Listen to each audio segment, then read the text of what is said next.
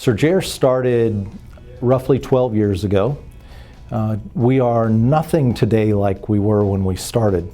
We started actually at this kitchen table, and the theory behind the company was, at the time, no one literally on the planet understood supply chain from a packaging standpoint. And that included returnable packaging, racks, containers that were moving across the ocean or through flight. And so we decided that we would gather the brightest minds in the industry.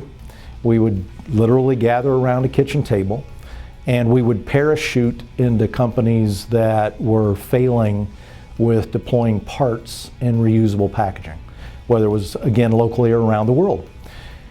And we thought at the time that we'd find a few medium-sized companies, fine-tune the business plan. We were very fortunate in that our first client was the Timken company, second client was Alcoa, third client was Ford, fourth client was Best Buy, and we've never found a medium-sized company yet. Our team is together, and I think that's important to us. We cherish the family concept. We cherish the group working environment. The way our facility is designed is it's meant to be together. So we are a team, we're always operating as a team. It's interesting because we have the ability to maybe have input or influence on things that are client related, client facing, but also internal discussions. Our people are constantly mixing, so we have discussions about operations that can blend into a marketing conversation, but what it does is it creates transparency throughout the company. We've learned through the years how to use RFID successfully in a automotive industry environment.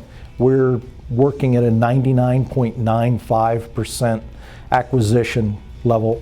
Most of the folks that have tried what we do in the past, VW, Audi, some of those folks, operate at about 60%. So we're far beyond anyone else's level of science. So what we're looking at here is a RFID antenna. A standard installation for Surgere at a customer site consists of 2 antennas and 1 reader. The way that it works is that the antenna emits UHF energy, which then excites a data chip that sits inside the tag. That tag then communicates data that we store on it, such as what type of container is it, who owns it, back to the antenna. The reader processes that data and packets it, which then sends it out to our COS website. That website then has a variety of other information customers can access, such as reports, the inventory locations of all their different containers, a variety of different management metrics that help them run their business. So we'll have RFID within the confines of a manufacturing plant, but then as it leaves, we can move over to GPS. We can move over to GSM, so now we're talking to cell towers and we're talking to eye in the sky types of things. And we can provide our clients not only the location of an asset anywhere in the world, we can also tell our clients what the environmental factors are for that asset. We did a project for a special operations flight group in the Department of Defense, and we can watch an asset fly across the United States. We can tell you what the temperature is, what the humidity is, if it's receiving any shock or vibration, and in all cases we can tell you if someone's opened the package.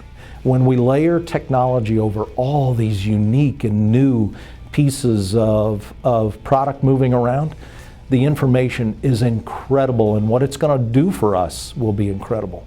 It will remove cost, it'll make us much more efficient, and it will be the first time that we have the opportunity to actually optimize a supply chain.